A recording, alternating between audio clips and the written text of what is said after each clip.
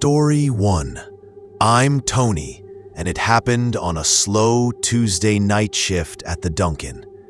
I just clocked in around midnight and poured myself one of those too sweet freeze-dried coffee concoctions they think keeps you awake. The drive-thru was dead. Inside was dark except for that sputtering fluorescent light above the pickup counter. I know this sounds crazy, but maybe I'm remembering it wrong, but I swear I heard the cleaning lady, Marisol, humming in the back room like she always did, quiet and off-key. But then I caught this flash in the window next to the fryer. I looked, thought it was headlights, but there was nothing out there, just parking lot shadows. I put it down to tired eyes. I was stacking donut boxes. One moment I was halfway through lining them up. The next, I hear a gurgle, like blood settling in a pipe. Not the sound of a machine. My head snaps up. No one on the floor. I glance at the cameras. Monitors dead. No power, or maybe some glitch. I flick the switch. Nothing. I take a step toward the back, intending to get it checked, and there's that humming again. But it's lower, and no tune I recognize. Almost chanting?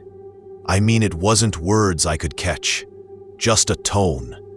And I follow, because reasonably, what else do you do when you're alone, right? So I wander toward the supply room, past donut holes scattered like spilled sugar. Coffee grounds edged the floor like someone clumsily dropped them and didn't care. The door cracked. Humming was louder. I push in. The light bulb flickers. And there's Marisol, except she's leaning over a yellow bucket. And I don't think it's cleaner. I think it's blood. Thick rivulets pooling on the floor. Her back is turned, shoulders shaking, but not with a cough. It's almost grateful. I don't know. I can't place it. I open my mouth. Nothing comes out.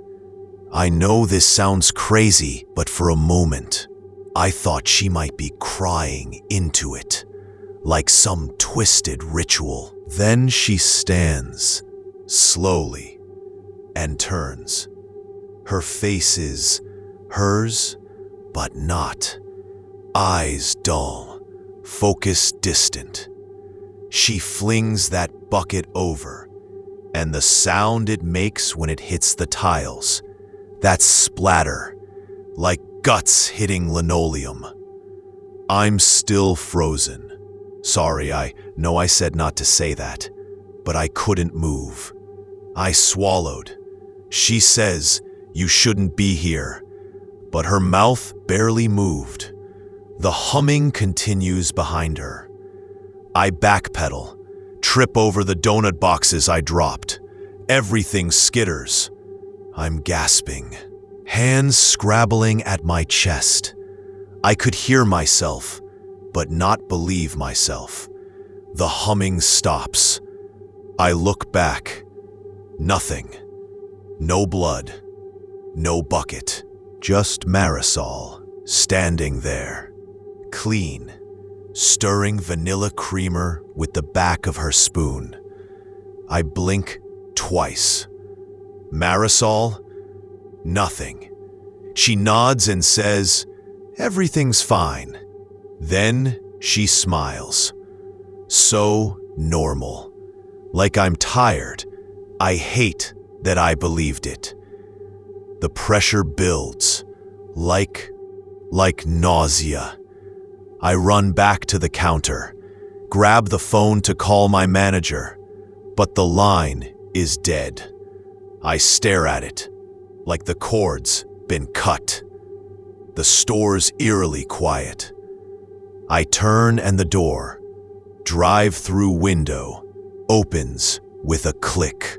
I don't remember touching it. Outside, there's a figure in her uniform, hunched over, humming that same hollow tone. I couldn't see her face, only that dark shape and something pinkish stuck to the back of her uniform. Bright, vivid. Maybe I'm remembering that wrong too, but I swear it looked like one of those sprinkles from the donut display. But it could have been a blood smear. I back up, trip into a display rack. Glass rattles. That hum gets louder, like a chorus now, and I think my ears might pop. The shape inches forward, and I ran. I ran out of the back and into the alley. I don't know how long I ran, maybe seconds, maybe minutes, but the dark sky was empty. Only that stupid flickering store light in my rear view. I drove off, left the dash in the glow of neon Dunkin sign behind me.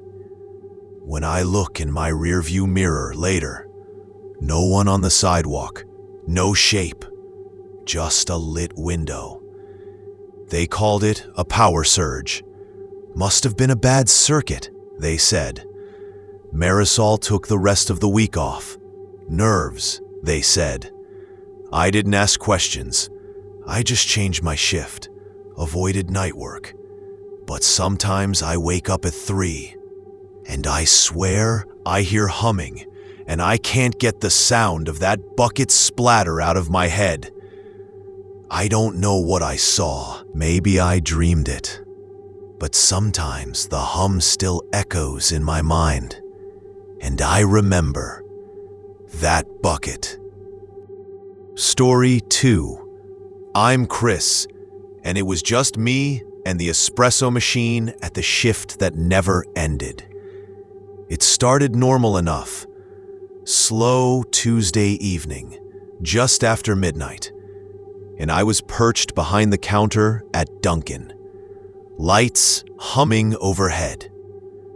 I remember thinking how brain dead I'd become on those Eltron Energy iced coffees.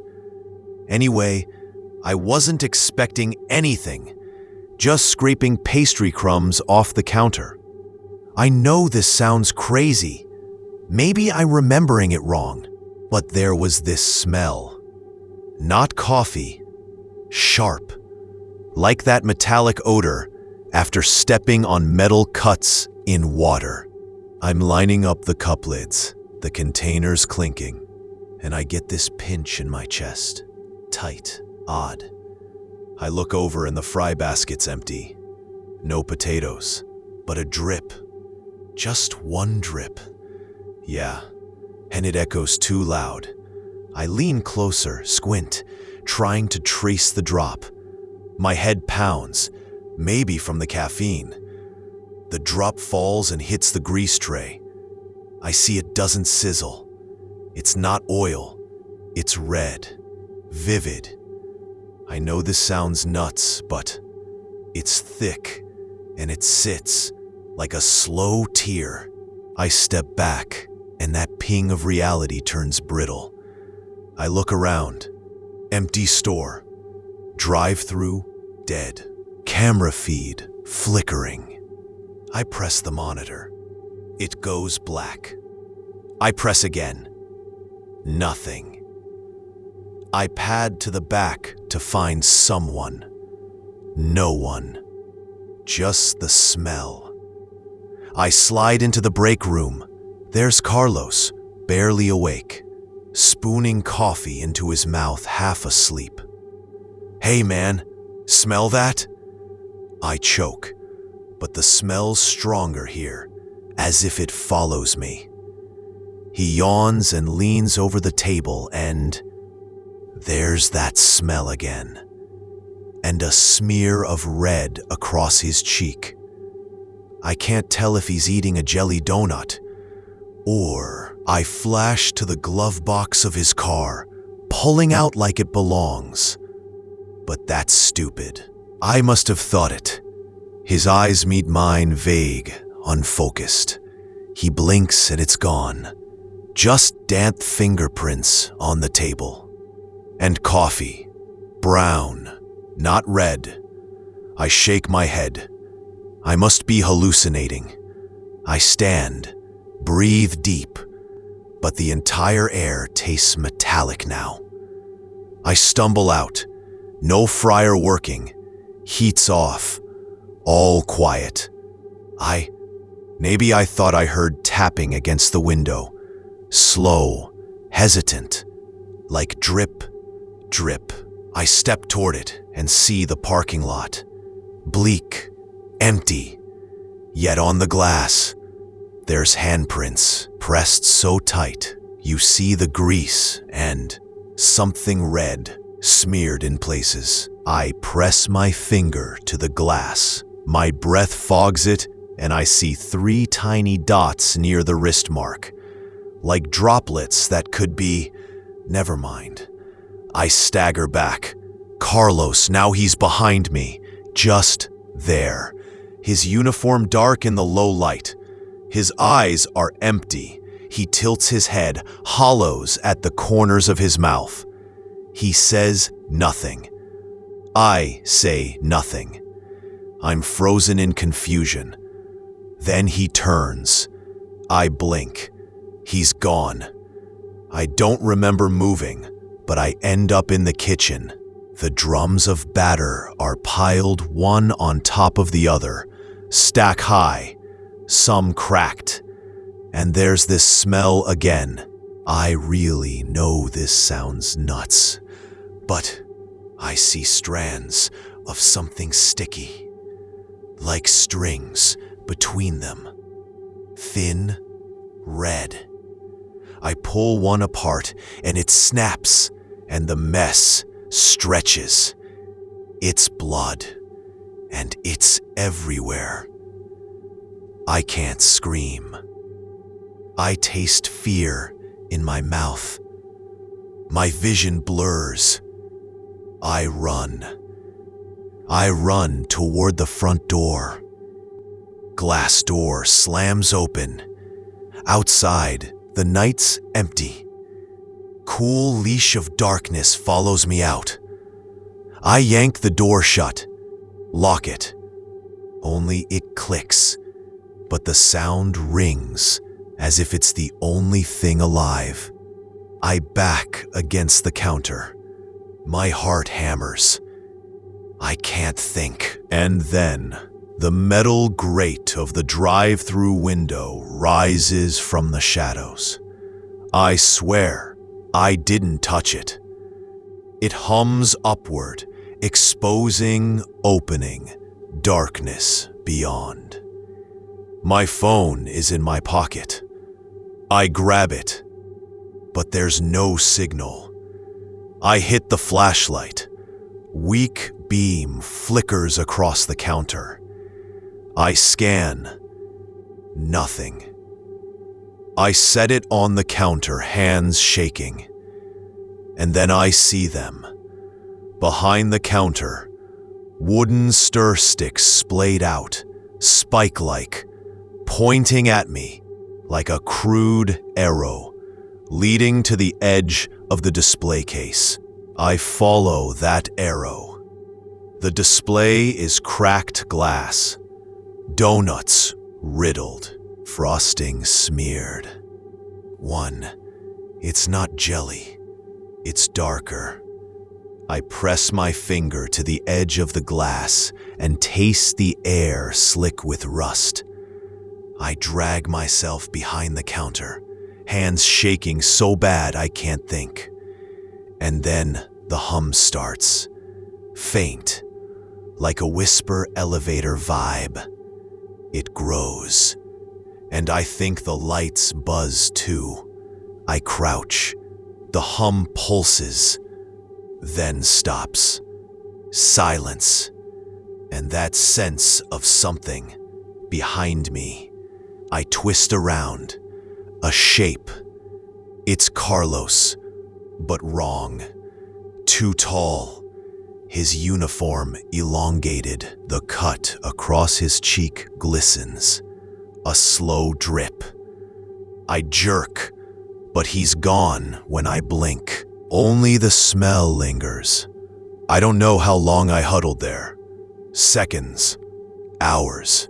I don't know. I just eventually pushed open the door and ran. My shoes slipped on something wet on the floor. That smell followed me. I didn't look back. Now I can't get it out of my head. The hum. Carlos slumped. The donuts. I changed shifts. I didn't quit entirely, but I avoid the break room. I can't face the kitchen. I leave before closing, after opening anything but that deep quiet at night. Something happened that shift. I don't know what. I don't know what I saw. Maybe I'm remembering wrong. Maybe I'm losing it. But some nights, when I close my eyes, I still smell that iron thing, and I see those tiny red droplets near the window, and I wonder if I didn't just imagine it, or if something's waiting behind the glass. Story 3. I'm Jake. I was closing up a Dunkin' Donuts one Saturday. Parking lot mostly empty. Just the sound of my keys scraping. The sign was flickering, one of those signs that buzzes like it's about to die. I'd been wiping down the pastry display, head in autopilot, thinking about whatever dumb thing that happened earlier that day. Doesn't matter. I know this sounds crazy. Maybe I'm remembering it wrong, but something in the mop bucket caught my eye. Didn't feel right. I squatted beside it. The water was deeper than it should have been, since I'd barely used it. Everything was tinted pink. I leaned close enough to see. Not mop water. Small bits of brown. Bits of something. I flick my head up fast, almost dizzy. I wipe my hand on my shirt sleeve. Taste of bleach and donut glaze, like my whole life's tastes. I climb up, thinking it's contamination, or I just jerked the bucket around while scrubbing earlier. So I walk toward the back room. Light low, humming fridge. I run a check all the way. Cupboards, stock room. I knew there'd be nothing, but something is off. There's a thud, like a body shifting under blankets. I freeze. I swear I don't breathe. I creep back toward the counter, only to see 2 empty boxes of chocolate munchkins lying broken open, crumbs scattered, and a smear of that same pink-tinged stuff on the countertop. I brush it off with my fingernail. Color stays. I don't know what it is. I go to take a swig of water from the cooler, but the dispenser won't budge. The pump squeaks, labored, but nothing comes out. I switch hands, flick a button. Just noise. I lean in. The hose, inside, looks soaked, swollen, as if it's holding something. I jerk away. Nasty taste of copper on my tongue. The doorbell rings. I didn't hear the drive-thru board latch. I'm perched behind the counter, silent as a statue. I edge to peek. No one there. Just the gray of an empty lot. I step outside. Nothing. But I catch something in the reflection of the glass door. A shadow, crouched behind my reflection. I whirl, there's no one. I laugh, weak. I look back, the reflection is alone. Back inside, I trip, hit the floor. I gasp. There's a red stain spreading from the carpet edge, creeping toward me like a pool. I scramble forward. Now it's in front of me. Rich shade. Glistened. I reach out with my sleeve, barely brushing the edge. Instant cold flush through my fingertips. I jerk back, nearly collapse. I crawl to a nearby chair. I pull myself up. I grip the back, thinking I'm going to vomit. When my vision clears, the stain's gone. Just carpet. Dusted crumbs. My heart's punishing. So I go to the break room to collect myself. Halfway there, the overhead speaker crackles. Just static. Then, "Don't go," whisper thin. It's not my voice, but I know the pitch. It's someone I know. Even though I don't know whose voice that was, I cringe and press my hand to the speaker. It goes dead. I stand, legs shaky. I think, maybe all these coffee shots and sugar highs mixed with closing time illusions. So I go to the drive-thru side window to get fresh air. I open it an inch. A breeze of warm, perfumed air hits me. Funny for night. I sniff. Sweets. Then I taste blood. Sharp. There's a wetness on my lips. I wipe. It's just lipstick? No. It's thicker. Not red, but dark. I panic. I retreat inside. I cross to the back again, stomach lurching. And there, taped to the wall, it's my picture. From employee ID. Tiny, clipped, attached with 2 staples. And under it, someone scrawled, "Remember." Only, it's not my name, just that word. I press my palm to it. It wobbles. The picture paper's lumpy, set over something behind, something sharp. I don't know how long I stare, but I hear a shuffle, slow, from behind the freezer. I don't turn. The shuffle stops. The wall light flickers low. I focus on the remember. The staples sag. I inch closer, press my palm flat on the photo. It's warm, too warm. I pull back, and the staples snap out, like they're pulling free.